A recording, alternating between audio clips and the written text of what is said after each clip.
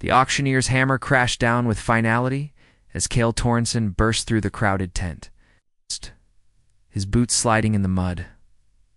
"Wait," he bellowed, his voice cutting through the murmur of satisfied bidders. But the wooden platform was already empty, and the iron shackles that had held Lirelei Nightwhisper lay discarded like broken dreams. His chest heaved as he pushed through the throng of wealthy merchants and slavers, their silk robes a stark contrast. To his weathered leather and denim, the smell of unwashed bodies, fear and greed hung heavy in the suffocating air of the underground auction house. Hidden beneath the respectable facade of Grimhaven's livestock market. "She's gone, cowboy," sneered Voss Blackmire, the auction master, his gold teeth glinting in the torchlight. "Sold to the highest bidder not 5 minutes ago. You're too late." Cale's weathered hands clenched into fists, the calluses from years of ranch work scraping against his palms. He'd ridden his horse nearly to death, crossing 3 territories to get here, following whispered rumors and bribes that had cost him his life savings. All to save a woman he'd only glimpsed once chained, in the back of a wagon, her violet eyes meeting his with such fierce defiance that she'd haunted his dreams for weeks. "Who bought her?" Cale demanded, his voice low and dangerous. The crowd began to thin, sensing the violence that radiated from the tall rancher-like heat from a forge. Blackmire's laugh was like broken glass. "That information ain't free, friend. But even if I told you, what makes you think you can afford to buy her back? The Crimson Serpent Syndicate don't exactly accept cattle as currency." The name hit Cale like a physical blow. The Crimson Serpenta network of flesh traders that operated across the Western Territories, dealing in the most exotic and dangerous acquisitions. They specialized in capturing those with rare gifts, selling them to collectors who treated people like prized livestock. Cale had seen their handiwork before. Empty homesteads with doors torn off hinges, families destroyed. His own sister had vanished 7 years ago. It's taken in a serpent raid that left their family ranch burning and their parents dead. He'd spent years tracking leads, building his reputation as both rancher and hunter, waiting for a chance at revenge. But this wasn't about revenge anymore. This was about the woman whose supernatural beauty had stopped his heart skin like moonlight. Hair the color of starless nights, and those impossible violet eyes that seemed to see straight through to his soul. Even chained and defiant, she'd radiated a power that made the very air around her shimmer. "I'll find her," Cale growled, turning toward the exit. "You'll find your grave first," Blackmire called after him. "The serpents already moving her to their stronghold in the Whispering Canyons.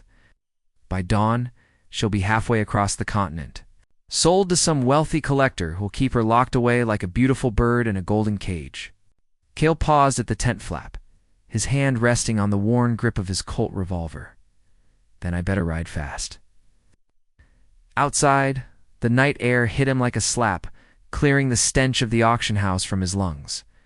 His horse Thunder waited patiently, despite the foam still clinging to his flanks from their desperate ride.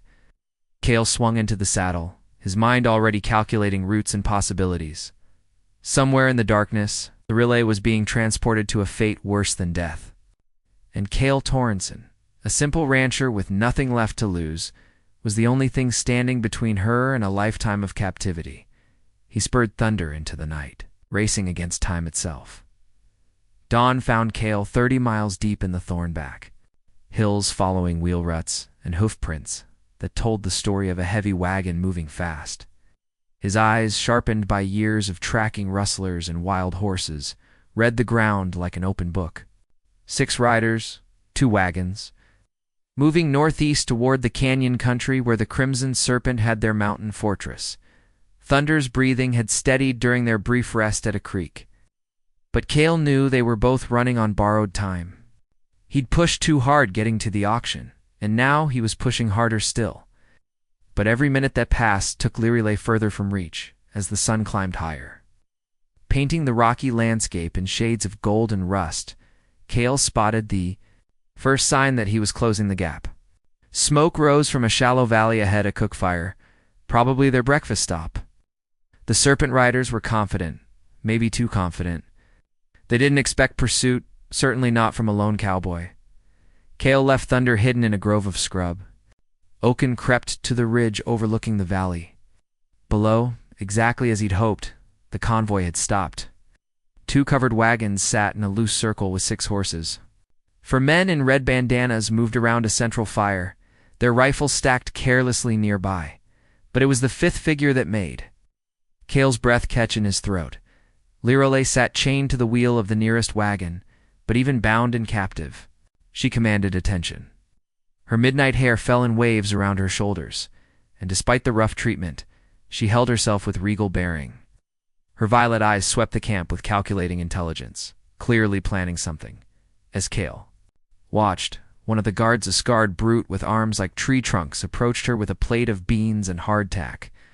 "Eat up, pretty bird," he sneered.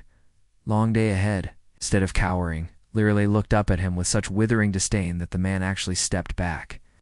When she spoke, her voice carried across the valley like music made of steel. "You mistake me for some helpless captive," she said, her accent exotic and unplaceable. "I am Lirale of the Moonfire clan. My people will come for me, and when they do, your deaths will be neither quick nor merciful." The guard backhanded her across, the face, the crack echoing off the canyon walls. "Your people are dead, which Serpent made sure of that when we took you." But instead of crumpling, Lirale laughed a sound like silver bells and distant thunder. "You think you captured me? Foolish child. I allowed myself to be taken." Cale's blood ran cold as the implications hit him. He'd assumed she was a victim. But what if she was something else entirely? What if the Crimson Serpent had captured something far more dangerous than they realized? The guard raised his hand again, but this time Lirale's eyes flashed with an inner light that made the very air around her shimmer. The man's hand stopped in mid-swing, trembling as if fighting against invisible bonds. "That's enough," she whispered, and the guard stumbled backward, terror written across his scarred features. The other men had noticed now, gathering around with weapons drawn. Their leader, a thin man with a forked beard and cold gray eyes, approached carefully. Ow. "Now I understand why the collector was willing to pay so much for you," he said, his voice thoughtful. "You're not just beautiful, you're one of the gifted." Lirale's smile was sharp as a blade. "Beginning to realize you're in over your head, Matthias Vex?" The leader's composure slipped. "How do you know my name?" "I know many things. I know your real employer isn't some anonymous collector. I know why you really took me from my homeland. I know that by tomorrow's sunset, you'll wish you'd never heard the name Lirale Night Whisper." From his hiding place, Cale felt the pieces of a larger puzzle clicking together.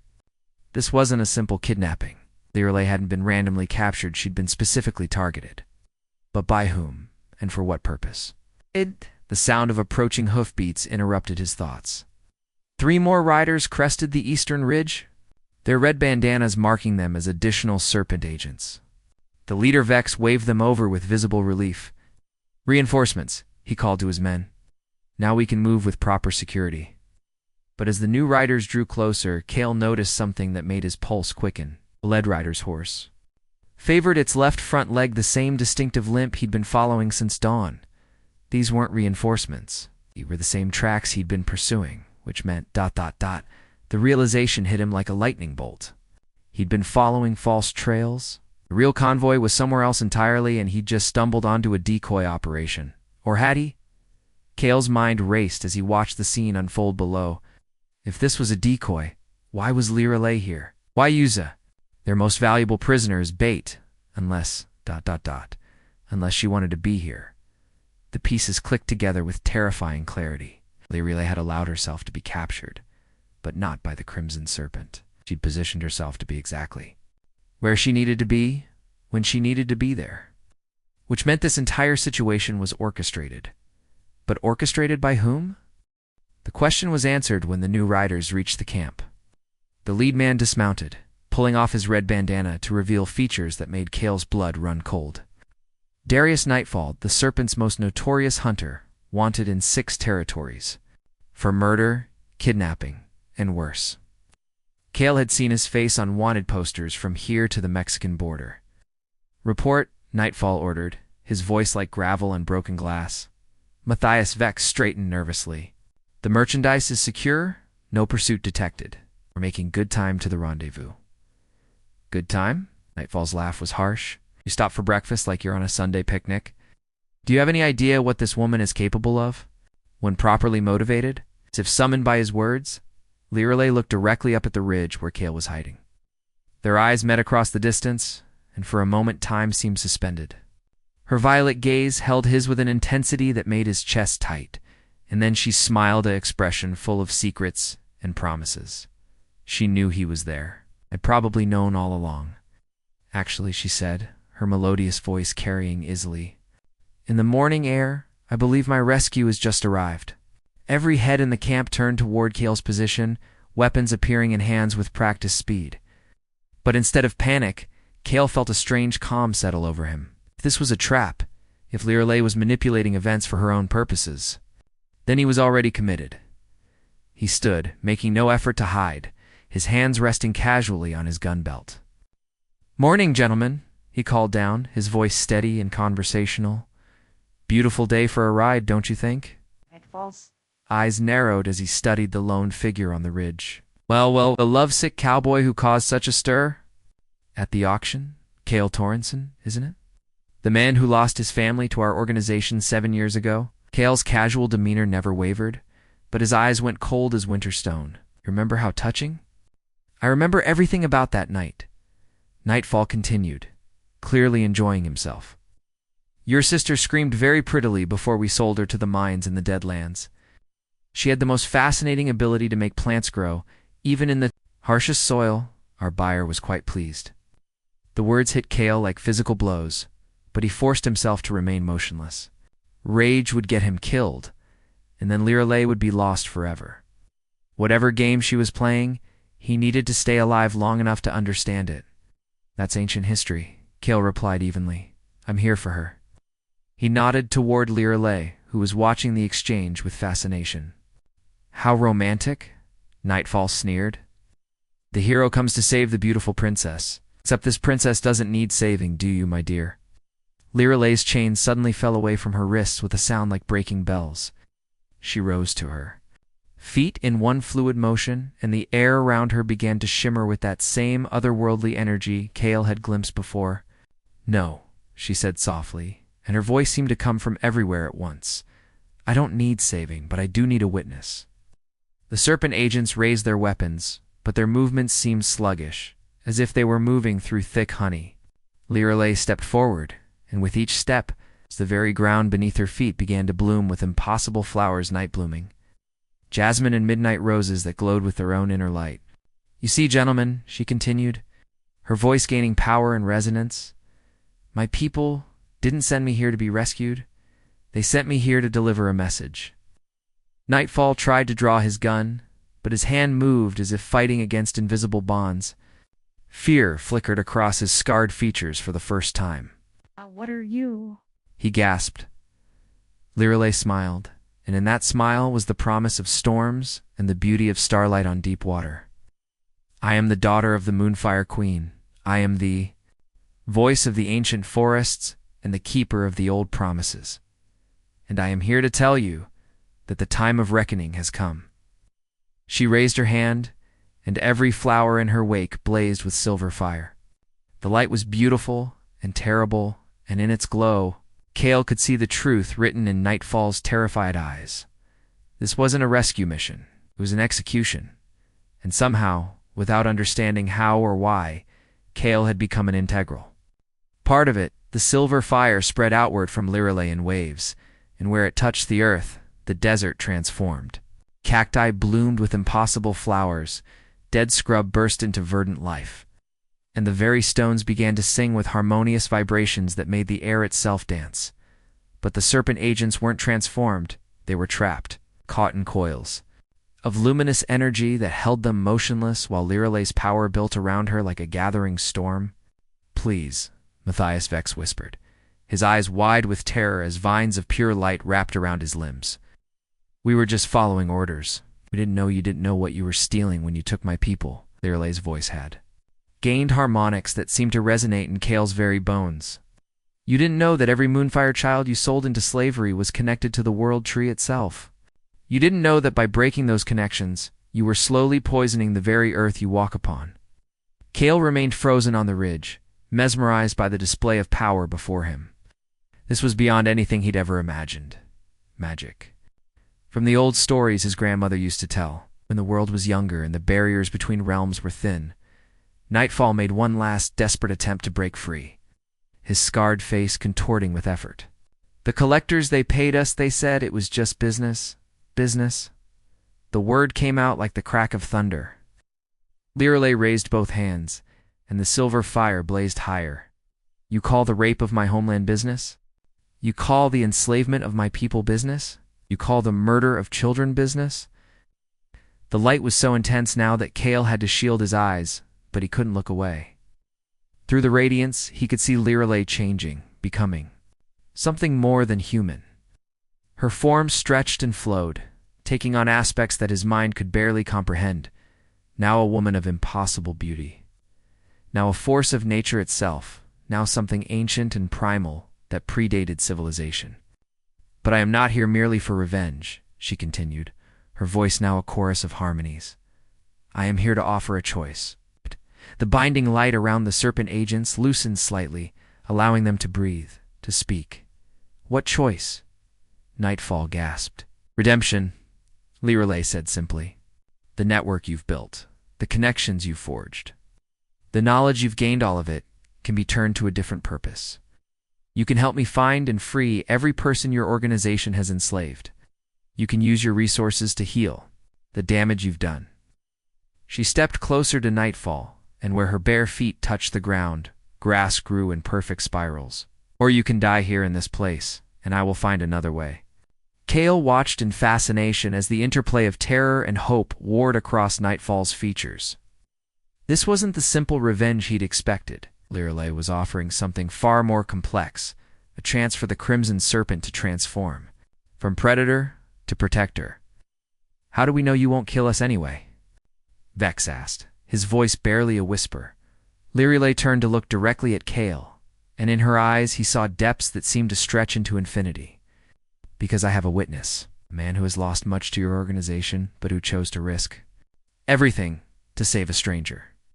His presence here binds me to honor." The revelation hit Cale like a physical blow. She had orchestrated all of this, not just her capture, not just this confrontation, but his involvement as well. Somehow she had known he would come, known he would be here at precisely this moment. "You planned this," he said aloud, his voice carrying across the transformed valley. "I hoped for it," she replied, never breaking eye contact. "Ow." The old magics require witnesses when oaths of binding are sworn. I needed someone whose heart was pure, whose motives were selfless, and whose presence would sanctify the compact I'm about to make. She turned back to the serpent agents, her form stabilizing into human shape, but retaining that otherworldly radiance. "Choose now. Redemption and service, or death and dissolution. But know that if you choose redemption, your lives will no longer be your own. You will serve the cause of healing until your last breath, or the compact will consume you."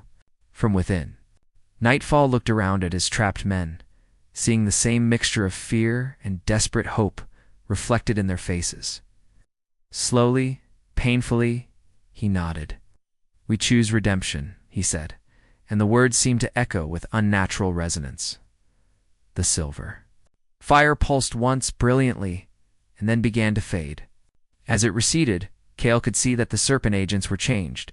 Their red bandanas had turned green. Their weapons had taken on the appearance of living wood, and their eyes held a light that hadn't been there before. "The compact is sealed," Lirelei announced, her voice returning to merely human ranges. "You are now the verdant guardians, and your first task will be to locate and free every captive held by your former organization." She swayed slightly, and Cale realized that the display of power had cost her greatly. Without thinking, he scrambled down from the ridge and caught her as she stumbled. "Easy," he murmured, his strong arms supporting her weight. Up close, she was even more beautiful than he'd imagined, but there was a fragility to her now that made his heart ache. "Thank you," she whispered, looking up into his eyes. "For caring about a stranger? For being exactly who I needed you to be." "I still don't understand," Cale admitted.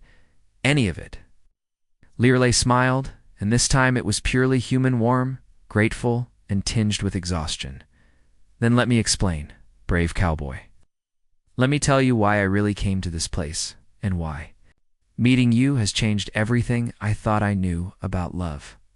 As evening painted the transformed valley in shades of gold and silver, Cale sat beside Lirelei near a creek that now ran crystal clear. Its banks lined with flowers that glowed softly in the gathering dusk. The former serpent agents now calling themselves the verdant guardians had departed on their mission of redemption. Leaving the two of them alone for the first time, "My real name is Lirelei Moonweaver," she began, her violet eyes reflecting the starlight. "I am the last princess of the Moonfire realm, a kingdom that exists between the worlds of magic and mundane reality." Cale listened in wonder as she wove her tale. 3 years ago, the Crimson Serpent had discovered the hidden pathways to her realm. They had come not as conquerors, but as thieves in the night, stealing away her people one by one to sell in the human world. Each theft weakened the barriers between worlds, threatening to destroy both realms.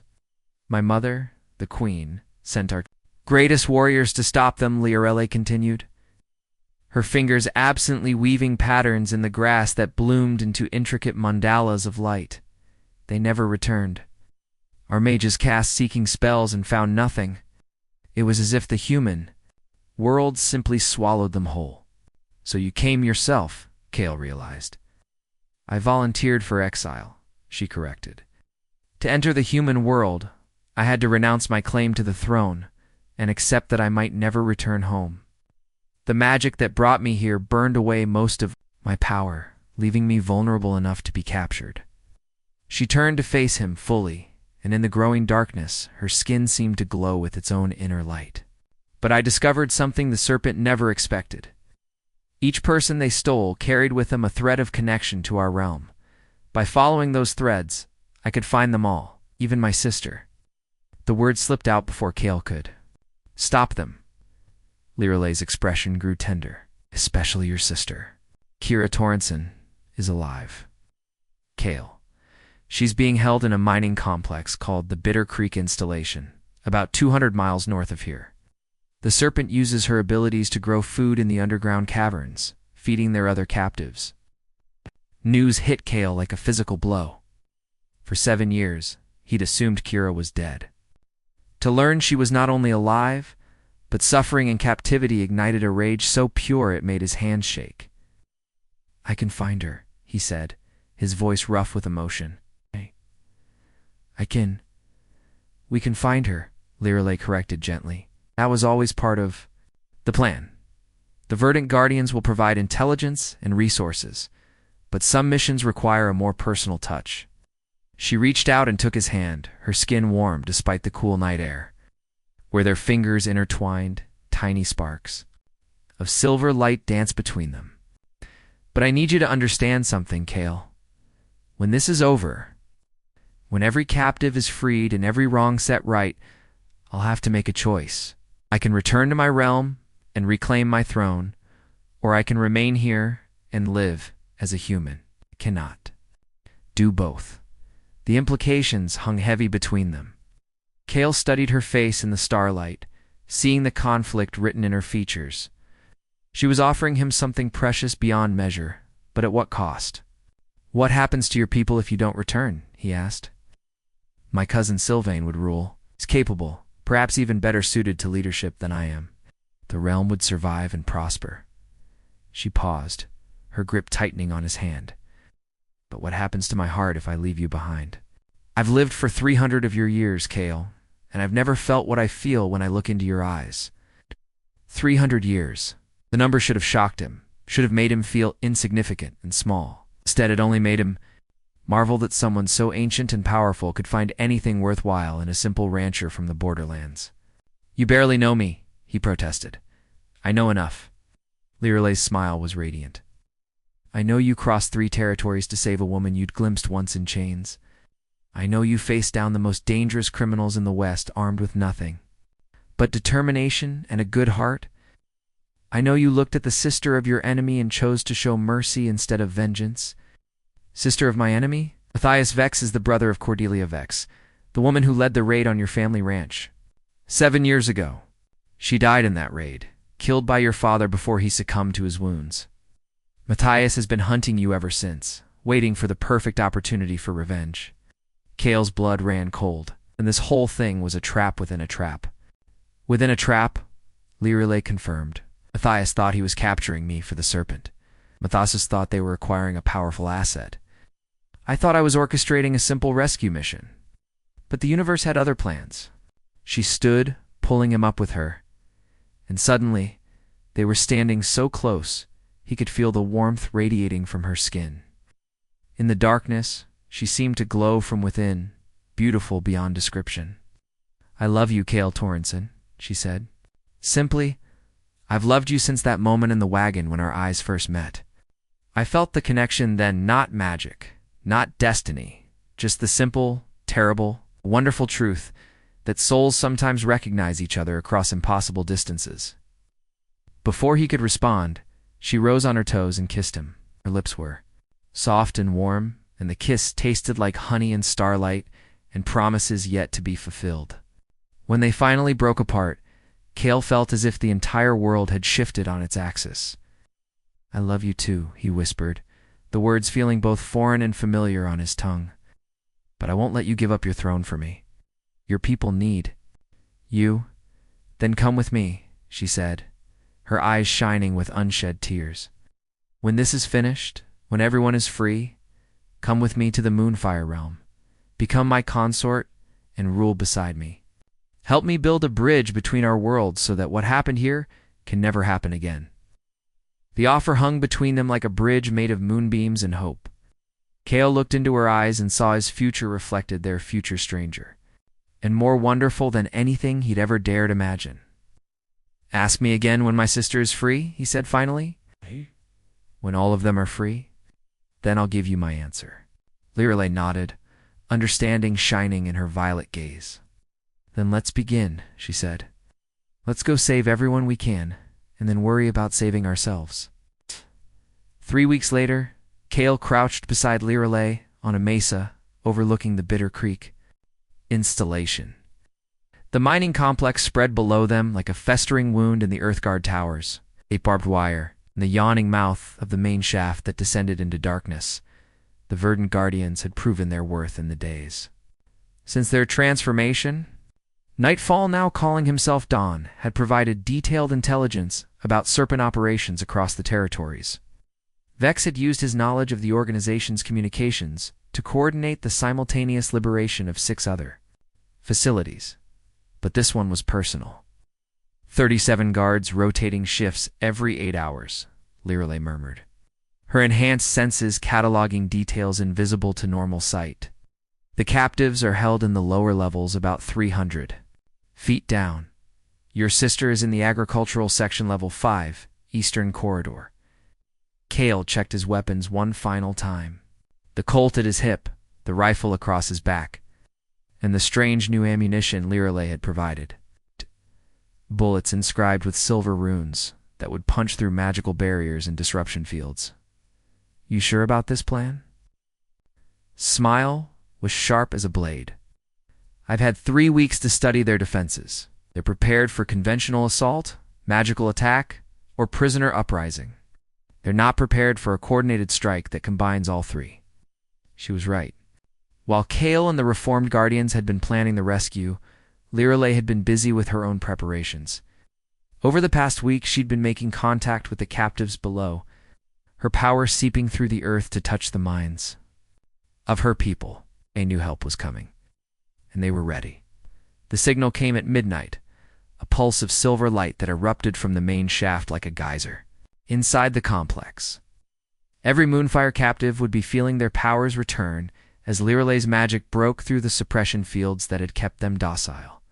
Cale was already moving, Thunder's hooves pounding across the rocky ground as they charged toward the main gate. Behind him, the verdant guardians emerged from concealment, their weapons blazing with green fire as they engaged the outer perimeter guards. The front gate exploded inward as Lireley's power tore through the metal-like paper. Alarms began wailing. Searchlights swept the compound. Guards boiled out of their barracks with weapons raised. But they were too late.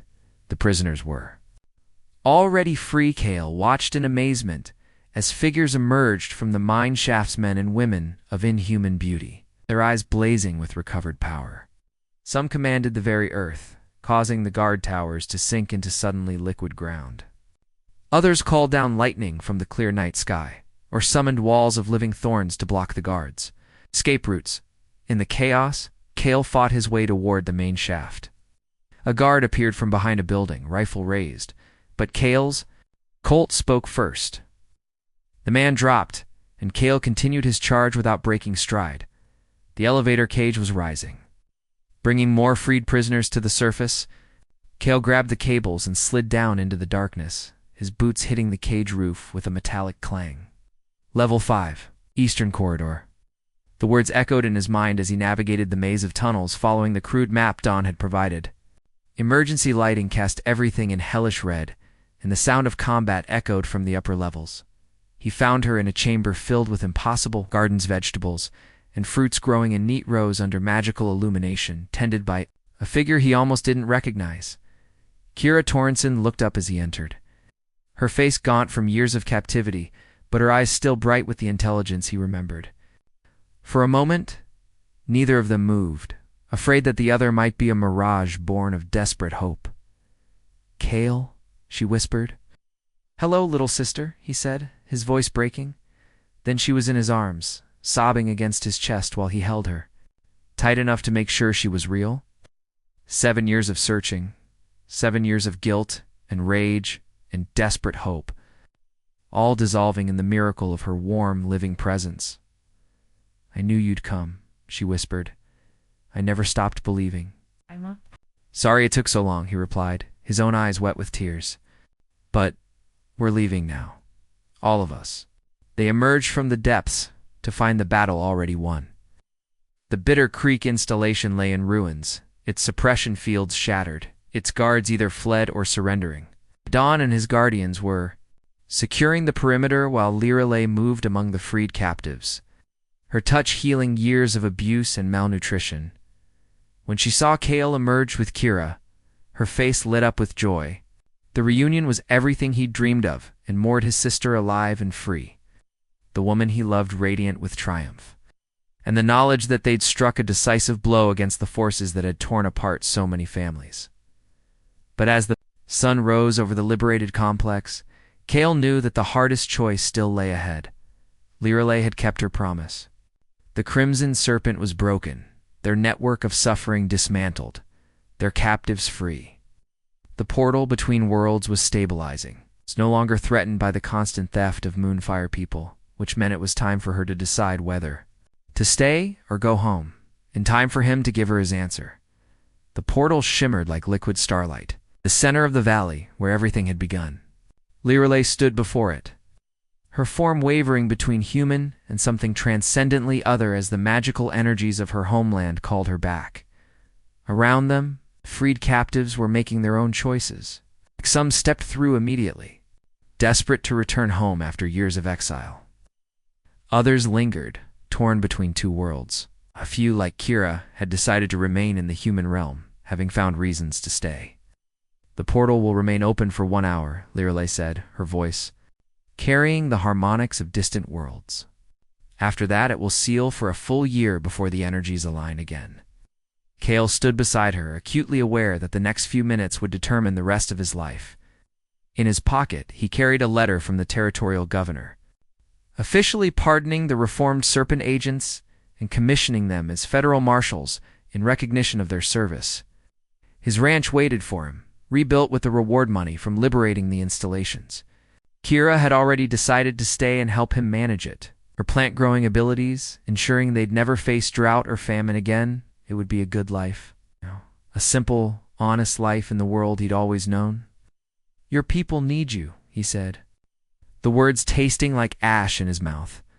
Lirelei turned to look at him, and in her violet eyes he saw infinite love and infinite sadness. "They do. The realm has been wounded by what happened here, and it will take all my power to heal it. Need to spend decades, perhaps centuries, restoring the balance between worlds." "Then go," Kale said, though every word was agony. "Go and be the queen your people need. Is that what you want? She asked softly. For me to leave? Cale looked at her, looked at her. Even now, facing the choice between love and duty, she was the most beautiful thing he'd ever seen. Her midnight hair moved in winds that touched only her, and her skin held the luminescence of moonlight on water.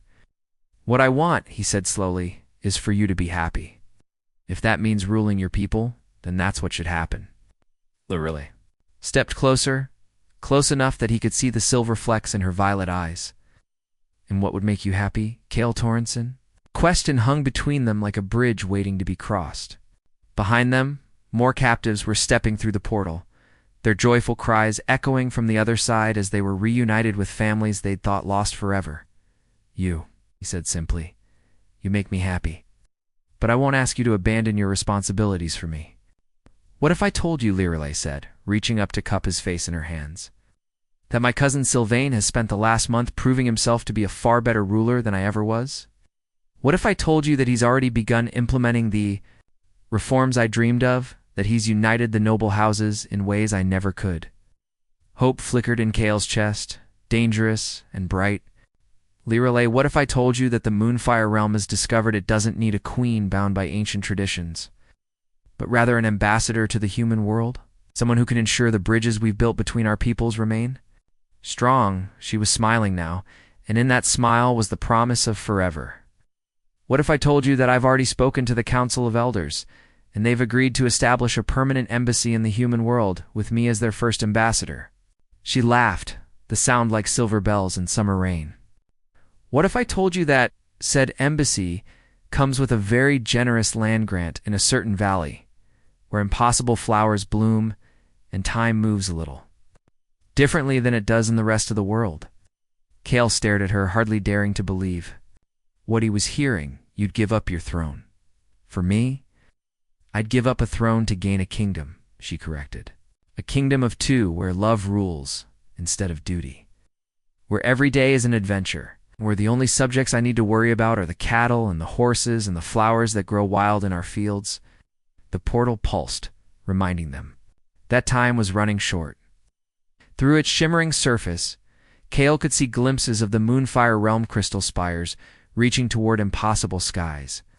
Forests of silver and gold where creatures of legend danced in eternal moonlight. It was beautiful beyond description, but not as beautiful as the woman standing before him. Marry me, he said suddenly, the words tumbling out in a rush. I don't have a ring. I don't have a fancy proposal planned. I don't even know if your people have marriage the way we do, but Lirelei silenced him with a kiss that tasted like starlight and promises. When they broke apart, she was laughing through tears of pure joy. Yes, she whispered. Yes, yes, 1,000 times, yes. From the direction of the portal came the sound of applause. They turned to see Kira standing with Dawn and the other Verdant. Guardians, all of them grinning broadly. Through the shimmering gateway, figures that could only be Moonfire nobles were also watching. Their ethereal features lit with approval. I believe, called a voice from the other side, musical and ancient and touched with humor, that this is what humans call a happy ending. Sylvain stepped partially through the portal. His form flickering between dimensions, was tall and elegant, with features that spoke of royal bloodlines and eyes like captured starlight. In his hands he carried something that made Lirelei gasp in wonder. The crown of growing things, she breathed. Cousin, you can't. I can and I do. Sylvain said firmly. You are still a princess of the Moonfire realm, Lirelei. That will never change no matter which world you call home. Wear this as a symbol of the bridge you've built between our peoples, and know that you carry our blessing into whatever future you choose to make. The crown was a thing of impossible beauty, living vines woven with flowers that bloomed and faded in eternal cycles, studded with gems that held the light of distant stars. When Sylvain placed it on Lirelei's head, it transformed, becoming simpler, more suited to the human world, but no less magnificent. And for you, Cale Torrenson, Sylvain continued, producing a second item, a ring carved from wood that seemed to hold the essence of entire forests. The ring of the earthbound, symbol of those who tend and protect the growing world. Wear it as a sign of your bond to our people and our lands." Kale slipped the ring onto his finger, feeling a warmth spread through him that seemed to connect him to every living thing in the valley. Somehow he knew that as long as he wore it, he would share a fraction of Liralay's longevity, ensuring they would have centuries together instead of mere decades. The portal began to pulse more rapidly, its edges starting to fray. "Time to go, Cousin Liralay," called to Sylvain. "Time to stay," he corrected with a grin. "Build something wonderful here, Liralay. Build something that will make both our worlds proud." The portal snapped closed with a sound like distant thunder, leaving only the memory of silver light and the echo of otherworldly music. Liralay turned to Kale, her crown catching the morning sunlight and throwing rainbows across the transformed valley. In her eyes, he saw their future stretching out before them, a ranch where impossible things grew alongside ordinary cattle. Children who would carry the blood of both worlds, and love that would endure across centuries. "So," she said, taking his hand as they walked toward where thunder waited patiently, "what do you say we go home and start planning a wedding that'll be talked about in two worlds?" Kale lifted their joined hands to his lips, pressing a kiss to her knuckles that made flowers bloom in her palm. "I say," he replied, swinging up into the saddle and pulling her up behind him. "That sounds like the beginning of the best adventure we'll ever have." As thunder carried them toward the sunrise, toward home, toward a future bright with promise, the valley behind them continued to bloom with impossible flowers. And if sometimes on quiet nights when the moon was full, travelers passing through the area reported seeing lights that danced like captured stars and hearing music that seemed to come from another world entirely, well, love, as everyone knows, has a magic all its own.